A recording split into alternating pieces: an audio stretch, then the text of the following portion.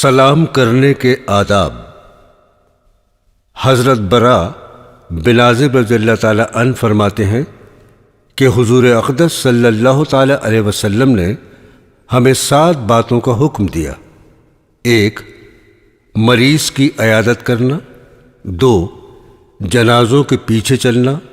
3، چھینکنے والے کے الحمدللہ کہنے کے جواب میں یا رحمک اللہ کہنا۔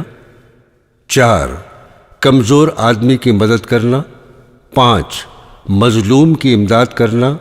6، سلام کو رواج دینا۔ اور 7، قسم کھانے والے کی قسم کو پورا کرنے میں تعاون کرنا۔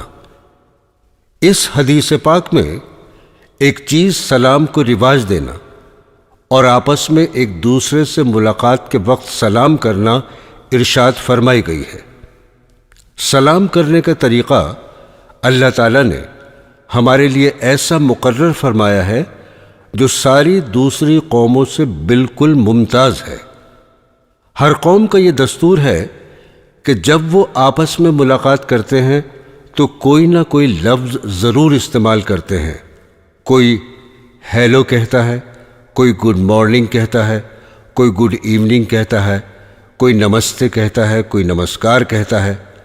گویا کہ ہر قوم والے کوئی نہ کوئی لفظ استعمال کرتے ہیں، لیکن اللہ جل شانہ اور اللہ کے رسول صلی اللہ تعالی علیہ وسلم نے ہمارے لیے جو لفظ تجویز فرمایا ہے وہ تمام الفاظ سے نمایاں اور ممتاز ہے، اور وہ ہے السلام علیکم ورحمۃ اللہ وبرکاتہ۔ دیکھیے، اگر آپ نے کسی سے ملاقات کے وقت ہیلو کہہ دیا تو آپ کے اس لفظ سے اس کو کیا فائدہ ہوا؟ دنیا کا کوئی فائدہ ہوا یا آخرت کا کوئی فائدہ ہوا؟ ظاہر ہے کہ کوئی فائدہ نہیں ہوا۔ لیکن اگر آپ نے ملاقات کے وقت یہ الفاظ کہے السلام علیکم ورحمۃ اللہ وبرکاتہ، جس کا ترجمہ یہ ہے کہ تم پر سلامتی ہو اور اللہ کی رحمتیں اور برکتیں ہوں، تو ان الفاظ سے یہ فائدہ ہوا کہ آپ نے ملاقات کرنے والے کو 3 دعائیں دیں۔ اور اگر آپ نے کسی کو گڈ مارننگ یا گڈ ایوننگ کہا، یعنی صبح بخیر شام بخیر، تو اگر اس کو دعا کے معنی پر بھی محمول کر لیں تو اس صورت میں آپ نے جو اس کو دعا دی وہ صرف صبح اور شام کی حد تک محدود ہے کہ تمہاری صبح اچھی ہو جائے یا تمہاری شام اچھی ہو جائے۔ لیکن اسلام نے ہمیں جو کلمہ سکھایا وہ ایسا جامع کلمہ ہے کہ اگر ایک مرتبہ بھی کسی مخلص مسلمان کا سلام اور دعا ہمارے حق میں اللہ تعالیٰ کی بارگاہ میں قبول ہو جائے تو انشاءاللہ ساری گندگی ہم سے دور ہو جائے گی اور دنیا و آخرت کی فلاح حاصل ہو جائے گی۔ یہ نعمت آپ کو دنیا کی دوسری قوموں میں نہیں ملے گی۔ حدیث شریف میں آتا ہے کہ جب اللہ تعالیٰ نے حضرت آدم علیہ السلام کو پیدا فرمایا تو اللہ تعالیٰ نے ان سے فرمایا کہ جاؤ اور وہ فرشتوں کی جو جماعت بیٹھی ہے اس کو سلام کرو، اور وہ فرشتے جو جواب دیں اس کو سننا، اس لیے کہ وہ تمہارا اور تمہاری اولاد کا سلام ہوگا۔ چنانچہ حضرت آدم علیہ السلام نے جا کر سلام کیا السلام علیکم، تو فرشتوں نے جواب میں کہا وعلیکم السلام ورحمۃ اللہ۔ چنانچہ فرشتوں نے لفظ رحمت اللہ بڑھا کر جواب دیا۔ یہ نعمت اللہ تعالیٰ نے ہمیں اس طرح عطا فرمائی۔ اگر ذرا غور کریں تو یہ اتنی بڑی نعمت ہے کہ اس کا حد و حساب ہی نہیں۔ اب اس سے زیادہ ہماری بدنصیبی کیا ہوگی کہ اس اعلیٰ ترین کلمے کو چھوڑ کر ہم اپنے بچوں کو گڈ مارننگ اور گڈ ایوننگ سکھائیں اور دوسری قوموں کی نقالی کریں۔ اس سے زیادہ ناقدری اور ناشکری اور محرومی اور کیا ہوگی؟ افضل طریقہ یہ ہے سلام کرنے کا کہ ملاقات کے وقت پورا سلام کیا جائے، یعنی السلام علیکم ورحمۃ اللہ وبرکاتہ۔ صرف السلام علیکم کہہ دیا تب بھی سلام تو ہو جائے گا، لیکن 3 جملے بولنے میں زیادہ اجر و ثواب ہے۔ حدیث شریف میں ہے کہ ایک مرتبہ حضور اقدس صلی اللہ تعالی علیہ وسلم مجلس میں تشریف فرما تھے۔ ایک صحابی تشریف لائے اور کہا السلام علیکم۔ آپ نے ان کے سلام کا جواب دیا اور فرمایا 10۔ اس کے بعد دوسرے صحابی آئے اور آ کر سلام کیا السلام علیکم ورحمۃ اللہ۔ آپ نے ان کے سلام کا جواب دیا اور فرمایا 20۔ اس کے بعد تیسرے صحابی آئے اور آ کر سلام کیا السلام علیکم ورحمۃ اللہ وبرکاتہ۔ آپ نے ان کے سلام کے جواب میں فرمایا 30۔ تو آپ کا مطلب یہ تھا کہ السلام علیکم کہنے میں انسان کو 10 نیکیوں کا ثواب ملتا ہے، اور السلام علیکم ورحمۃ اللہ کہنے میں 20 نیکیوں کا ثواب ملتا ہے، اور السلام علیکم ورحمۃ اللہ وبرکاتہ کہنے میں 3 نیکیوں کا ثواب ملتا ہے۔ اگرچہ سلام کی سنت صرف السلام علیکم کہنے سے ادا ہو جاتی ہے، دیکھیے ان الفاظ میں دعا بھی ہے اور اجر و ثواب الگ ہے۔ اور جب سلام کیا جائے تو صاف الفاظ سے سلام کرنا چاہیے، الفاظ بگاڑ کر مسخ کر کے سلام نہیں کرنا چاہیے۔ بعض لوگ اس طرح سلام کرتے ہیں کہ جس کی وجہ سے پوری طرح سمجھ میں نہیں آتا کہ کیا الفاظ کہیں، اس لیے پوری طرح واضح کر کے السلام علیکم کہنا چاہیے۔ ایک بات میں اور غور کیجئے کہ حضور اقدس صلی اللہ تعالی علیہ وسلم نے ہمیں جو کلمہ تلقین فرمایا وہ ہے السلام علیکم، جو جمع کا صیغہ ہے۔ السلام علیک نہیں فرمایا، اس لیے کہ السلام علیک کے معنی ہے تجھ پر سلامتی ہو، اور السلام علیکم کے معنی ہے کہ تم پر سلامتی ہو۔ اس کی ایک وجہ تو یہ ہے کہ جس طرح ہم لوگ اپنی گفتگو میں تو کے بجائے تم یا آپ کے لفظ سے خطاب کرتے ہیں، جس کے ذریعے مخاطب کی تعظیم مقصود ہوتی ہے، اسی طرح السلام علیکم میں جمع کا لفظ مخاطب کی تعظیم کے لیے لایا گیا ہے۔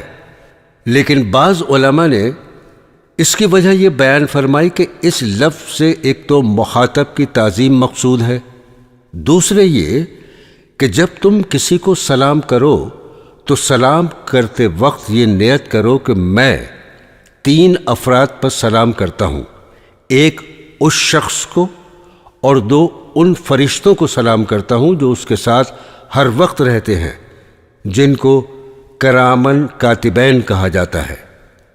ایک فرشتہ انسان کی نیکیاں لکھتا ہے، دوسرا فرشتہ اس کی برائیاں لکھتا ہے، اس لیے سلام کرتے وقت ان کی بھی نیت کر لو تاکہ تمہارا سلام 3 افراد کو ہو جائے۔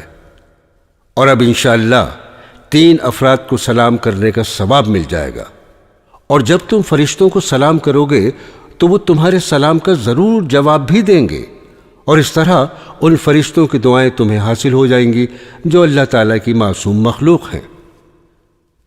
نماز میں سلام پھیرتے وقت کی نیت۔ اسی وجہ سے بزرگوں نے فرمایا کہ نماز کے اندر جب آدمی سلام پھیرے تو داہنی طرف سلام پھیرتے وقت یہ نیت کر لے کہ میرے دائیں جانب جتنے مسلمان اور جتنے فرشتے ہیں ان سب پر سلامتی بھیج رہا ہوں، اور جب بائیں جانب سلام پھیرے تو اس وقت یہ نیت کر لے کہ میری بائیں جانب جتنے مسلمان اور جتنے فرشتے ہیں ان سب پر سلامتی بھیج رہا ہوں۔ اور پھر یہ ممکن نہیں ہے کہ تم فرشتوں کو سلام کرو اور وہ جواب نہ دیں، وہ ضرور جواب دیں گے، اور اس طرح ان کی دعائیں تمہیں حاصل ہو جائیں گی۔ لیکن ہم لوگ بے خیالی میں سلام پھیر دیتے ہیں اور نیت نہیں کرتے، جس کی وجہ سے اس عظیم فائدے اور ثواب سے محروم رہ جاتے ہیں۔ سلام کی ابتدا کرنا بڑا اجر و ثواب کا موجب ہے اور سنت بھی ہے، اور سلام کا جواب دینا واجب ہے۔ قرآن کریم کا ارشاد ہے، جب تمہیں سلام کیا جائے تو تم اس کے سلام سے بڑھ کر جواب دو، یا کم از کم ویسا جواب دو جیسا اس نے سلام کیا۔ مثلا کسی نے السلام علیکم کہا تو تم جواب میں وعلیکم السلام ورحمۃ اللہ وبرکاتہ کہو، تاکہ جواب سلام سے بڑھ کر ہو جائے، ورنہ کم از کم وعلیکم السلام ہی کہہ دو تاکہ جواب برابر ہو جائے۔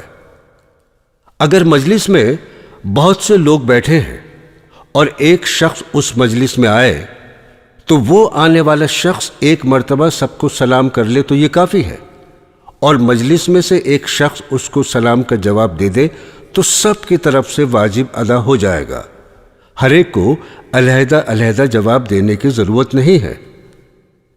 سلام کرنا بہت سی جگہ پر ناجائز بھی ہوتا ہے۔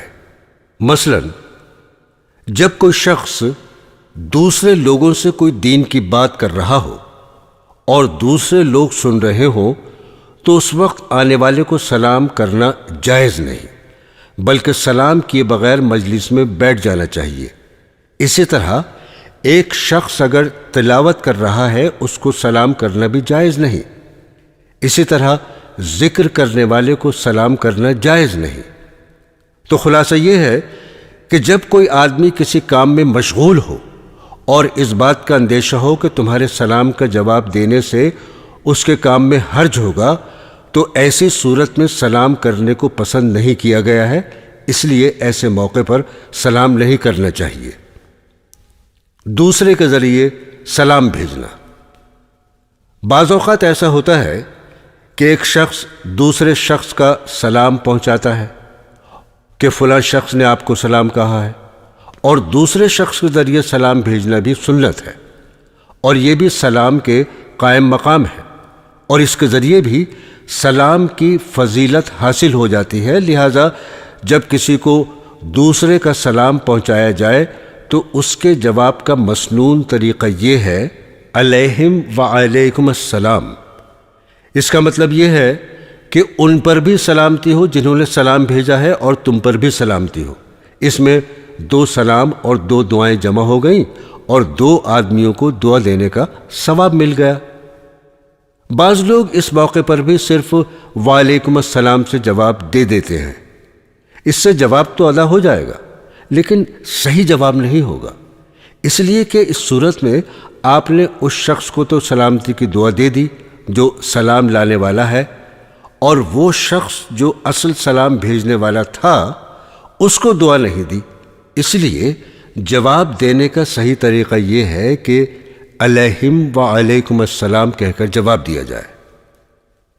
تحریری سلام کا جواب واجب ہے۔ اگر کسی کے پاس کسی شخص کا خط آئے اور اس خط میں السلام علیکم ورحمۃ اللہ لکھا ہو تو اس کے بارے میں بعض علماء نے فرمایا کہ اس سلام کا تحریری جواب دینا چونکہ واجب ہے، اس لیے خط کا جواب دینا بھی واجب ہے۔ اگر خط کے ذریعے اس کے سلام کا جواب اور اس کے خط کا جواب نہیں دیں گے تو ایسا ہوگا کہ جیسے کوئی شخص آپ کو سلام کرے اور آپ جواب نہ دیں۔ لیکن بعض دوسرے علماء نے فرمایا کہ اس خط کا جواب دینا واجب نہیں ہے، اس لیے کہ خط کا جواب دینے میں پیسے خرچ ہوتے ہیں، اور کسی انسان کے حالات بعض اوقات اس کے متحمل نہیں ہوتے کہ وہ پیسے خرچ کرے، اس لیے اس خط کا جواب دینا واجب تو نہیں ہے لیکن مستحب ضرور ہے۔ البتہ جس وقت خط کے اندر سلام کے الفاظ پڑھے اس وقت زبان سے اس سلام کا جواب دینا واجب ہے، اور اگر خط پڑھتے وقت بھی زبان سے سلام کا جواب نہ دیا اور نہ خط کا جواب دیا تو اس صورت میں ترک واجب کا گناہ ہوگا۔ اس میں ہم سے کتنی کوتاہی ہوتی ہے کہ خط آتے ہیں اور پڑھ کر اس کو ویسے ہی ڈال دیتے ہیں، نہ زبانی جواب دیتے ہیں نہ تحریری جواب دیتے ہیں، اور مفت میں ترک واجب کا گناہ اپنے نامہ اعمال میں لکھوا لیتے ہیں۔ یہ سب ناواقفیت کی وجہ سے کر لیتے ہیں، اس لیے جب بھی خط آئے تو فوراً زبانی سلام کا جواب دے دینا چاہیے۔ برادران اسلام، فقہاء کرام نے لکھا ہے کہ غیر مسلم کو سلام کرنا جائز نہیں۔ اگر کسی غیر مسلم سے ملاقات ہو اور اسے سلام کرنے کی ضرورت پیش آئے تو یہ جملہ کہیے آداب عرض ہے، لیکن اگر غیر مسلم کسی مسلمان سے ملاقات کرنے کے وقت السلام علیکم کہے تو اس کے جواب میں صرف وعلیکم کہے اور پورا جواب نہ دے، اور یہ لفظ کہتے وقت یہ نیت کر لے کہ اللہ تعالیٰ کی طرف سے تم کو ہدایت کی اور مسلمان بننے کی توفیق ہو۔ اس کی وجہ یہ ہے کہ حضور اقدس صلی اللہ تعالیٰ علیہ وسلم کے زمانے میں مدینہ منورہ میں اور اس کے آس پاس بڑی تعداد میں یہودی آباد تھے۔ یہ قوم ہمیشہ سے شریر قوم ہے، چنانچہ حضور اقدس صلی اللہ تعالیٰ علیہ وسلم یا صحابہ کرام جب سامنے آتے تو یہ لوگ خباثت سے کام لیتے ہوئے ان کو سلام کرتے ہوئے السلام علیکم لام درمیان سے نکال دیتے تھے۔ اب سننے والا جلدی میں یہی سمجھتا کہ اس نے السلام علیکم کہا ہے۔ سام کے معنی عربی زبان میں موت اور ہلاکت کے ہیں۔ السلام علیکم کے معنی ہوئے کہ تمہیں موت آ جائے اور تم ہلاک ہو اور تباہ ہو جاؤ۔ ظاہر میں تو سلام کرتے اور حقیقت میں بد دعا دیتے تھے۔ کچھ روز تک یہ معاملہ چل گیا، لیکن چند روز کے بعد صحابہ نے سمجھ لیا کہ یہ لوگ جان بوجھ کر درمیان سے لام حذف کر کے السلام علیکم کہتے ہیں۔ دوستو، اب ایک یہودی کا سلام کرنے کا واقعہ سنیے۔ ایک مرتبہ یہودیوں کی ایک جماعت نے آ کر حضور اقدس صلی اللہ تعالیٰ علیہ وسلم کو اس طرح سلام کیا، السلام علیکم۔ حضرت عائشہ رضی اللہ تعالیٰ عنہا نے جب یہ الفاظ سنے تو ان کو غصہ آ گیا، اور جواب میں حضرت عائشہ نے فرمایا، یعنی تم پر ہلاکت ہو اور لعنت ہو، دو لفظ بول دیے۔ حضور اقدس صلی اللہ تعالیٰ علیہ وسلم نے سن لیا کہ حضرت عائشہ نے ترکی بترکی جواب دیا ہے، تو آپ نے حضرت عائشہ رضی اللہ تعالیٰ عنہ سے فرمایا، اے عائشہ رک جاؤ اور نرمی سے کام لو۔ پھر فرمایا، اللہ تعالیٰ ہر معاملے میں نرمی کو پسند فرماتے ہیں۔ حضرت عائشہ رضی اللہ تعالیٰ عنہ نے عرض کیا کہ یا رسول اللہ، یہ کیسے گستاخ ہیں کہ آپ سے خطاب کرتے ہوئے السلام علیکم کہہ رہے ہیں اور ہلاکت کی بد دعا کر رہے ہیں۔ آپ نے فرمایا، اے عائشہ، کیا تم نے نہیں سنا کہ میں نے ان کے جواب میں کیا کہا؟ جب انہوں نے السلام علیکم کہا تو میں نے جواب میں کہا وعلیکم۔ مطلب یہ ہے کہ جو بد دعا تم ہمارے لیے کر رہے ہو اللہ تعالیٰ وہ تمہارے حق میں قبول کر لے، لہذا غیر مسلم کے سلام کے جواب میں صرف وعلیکم کہنا چاہیے۔ پھر آپ نے فرمایا، اے عائشہ، نرمی جس چیز میں بھی ہوگی اس کو زینت بخشے گی، اور جس چیز سے نکال دی جائے گی اس کو عیبدار کر دے گی۔ اس لیے معاملہ حتی الامکان نرمی سے کرنا چاہیے، چاہے مقابلے پر کفار ہی کیوں نہ ہو۔ تو دوستو، آپ دیکھیے کہ یہودی نے حضور اقدس صلی اللہ تعالیٰ علیہ وسلم کے ساتھ گستاخی کی، اور حضرت عائشہ رضی اللہ تعالیٰ عنہ نے جو الفاظ جواب میں فرمائے بظاہر وہ انصاف کے خلاف نہیں تھے، لیکن نبی کریم صلی اللہ تعالیٰ علیہ وسلم نے یہ سکھا دیا کہ میری سنت یہ ہے کہ نرمی کا معاملہ کرو اور صرف اتنی بات زبان سے ادا کرو جتنی ضرورت ہے، بلا وجہ اپنی طرف سے بات آگے بڑھا کر سختی کا برتاؤ کرنا بالکل اچھی بات نہیں ہے۔ برادران اسلام، سلام ایک دعا ہے۔ بہرحال یہ سلام معمولی چیز نہیں، یہ زبردست دعا ہے، اور اس کو دعا کی نیت سے کہنا اور سننا چاہیے۔ سچی بات یہ ہے کہ اگر ایک آدمی کی بھی دعا ہمارے حق میں قبول ہو جائے تو ہمارا تو بیڑا ہی پار ہو جائے، اس لیے کہ دنیا و آخرت کی ساری نعمتیں اس سلام کے اندر جمع ہیں، یعنی تم پر سلامتی ہو، اللہ کی رحمت ہو اور اللہ کی برکت ہو۔ اس لیے یہ دعا لوگوں سے لینی چاہیے اور اس شوق اور ذوق سے لینی چاہیے کہ شاید اللہ تعالیٰ اس کی زبان میرے حق میں مبارک کر دے۔ حضرت معروف کرخی رحمت اللہ علیہ بڑے درجے کے اولیاء اللہ میں سے ہیں اور حضرت جنید بغدادی رحمت اللہ علیہ کے دادا پیر ہیں۔ حضرت جنید بغدادی رحمت اللہ علیہ حضرت سری سقطی رحمت اللہ علیہ کے خلیفہ ہیں اور حضرت سری سقطی رحمت اللہ علیہ حضرت معروف کرخی رحمت اللہ علیہ کے خلیفہ ہیں۔ ہر وقت ذکر اللہ میں مصروف رہتے تھے، کوئی وقت اللہ کے ذکر سے خالی نہیں تھا، یہاں تک کہ ایک مرتبہ حجام سے حجامت بنوا رہے تھے۔ جب مونچھیں بنانے کا وقت آیا تو حجام نے دیکھا کہ زبان حرکت کر رہی ہے اور ہونٹ ہل رہے ہیں۔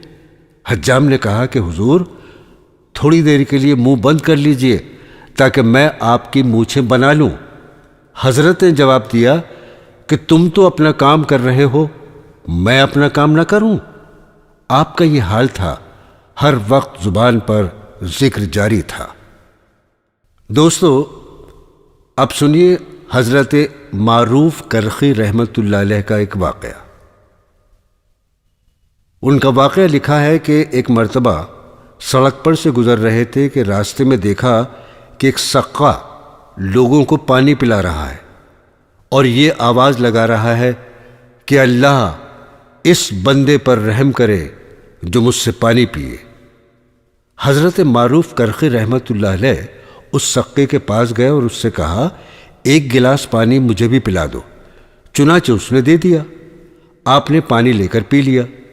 ایک ساتھی جو ان کے ساتھ تھے انہوں نے کہا کہ حضرت آپ تو روزے سے ہیں اور آپ نے پانی پی کر روزہ توڑ دیا۔ آپ نے فرمایا کہ یہ اللہ کا بندہ دعا کر رہا تھا کہ اللہ اس بندے پر رحم کرے جو مجھ سے پانی پی لے۔ مجھے خیال آیا کہ کیا معلوم اللہ تعالیٰ اس کی دعا میرے حق میں قبول فرما لے۔ نفل روزہ توڑ دیا، اس کی قضا تو بعد میں کر لوں گا، لیکن بعد میں اس بندے کی دعا مجھے مل سکے گی یا نہیں، اس لیے میں نے اس بندے کی دعا لینے کے لیے پانی پی لیا۔ تو دوستو، اب آپ اندازہ لگائیے کہ اتنے بڑے اللہ کے ولی، اتنے بڑے بزرگ، اتنے بڑے صوفی، لیکن ایک معمولی سے سقے کی دعا لینے کے لیے روزہ توڑ دیا۔ کیوں روزہ توڑ دیا؟ اس لیے کہ یہ حضرات اللہ کے بندوں کی دعائیں لینے کے حریص ہوتے ہیں کہ پتہ نہیں کس کی دعا کس وقت ہمارے حق میں قبول ہو جائے۔ اسی وجہ سے ہمارے دین میں ہر موقع کے لیے دعائیں تلقین کی گئی ہیں۔